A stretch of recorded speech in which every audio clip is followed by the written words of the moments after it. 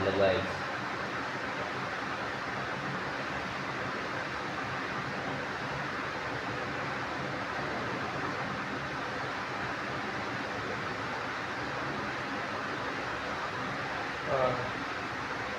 Ay, antok na ako.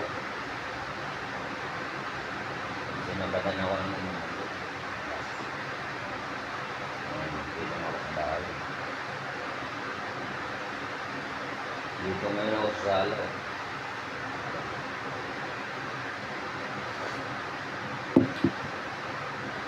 Ikot na sa sabi sa akin ng niya. Dito daw ako matulog. Dito daw ako matulog sa labas.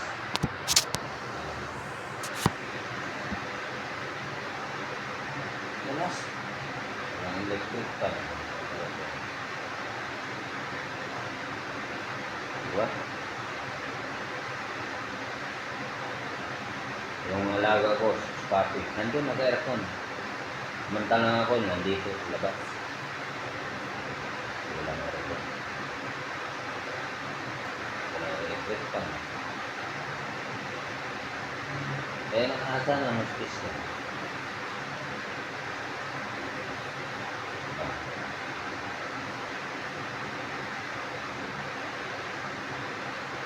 Nasaan ang space niya? Wala silang human rights.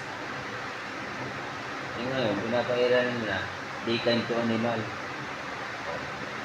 Ang human rights, nasa labas. Ba yun? Tapos sabi pa sa akin ngayon, ba't daw lagi akong nalilit sa paguyo? Baga daw may iba na akong pinakasama.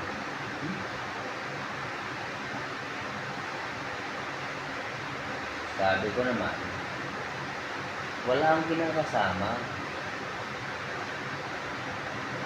Suggest ko sa kanya, lagyan niya ng busal. Yung sa aso, ito yun. Oh, ito yun. Paano nilagay? Sa akin? Ganyan. Ganyan. Bakit? Nagagat ba ako? Hindi naman ako nagagat eh. Ang mahirap kasi, pag inakit ako, ito ang busalan. Yan. Dali na. Yan yung busalan. Diba?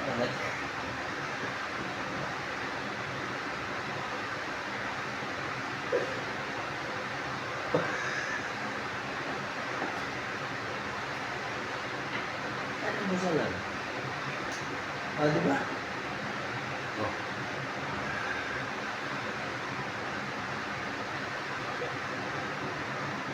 Yan ang busalan. Bakit? Hindi naman ako nanggata. Nangangat ba ako?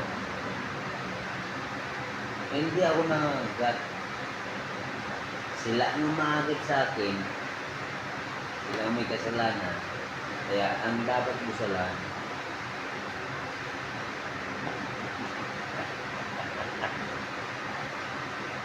is patawa lang tayo.